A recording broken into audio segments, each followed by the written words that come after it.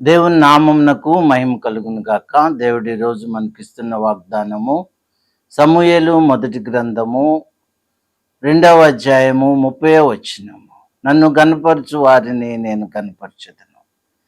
దేవుడు మనలను గనపరుస్తానని వాగ్దానం చేస్తున్నాడు. మనల్ని హెచ్చిస్తానని వాగ్దానం చేస్తున్నాడు. దేవుడు మనకు ఘనతనిచ్చే దేవుడు. మనం గనపరచబడాలి అంటే మొదటిగా మనం దేవుణ్ణి గనపరచటం నేర్చుకోవాలి. దేవుణ్ణి మహిమపరచడం నేర్చుకోవాలి. దేవుణ్ణి సంతోషపరచడం మనము అభ్యాసం చేయాలి.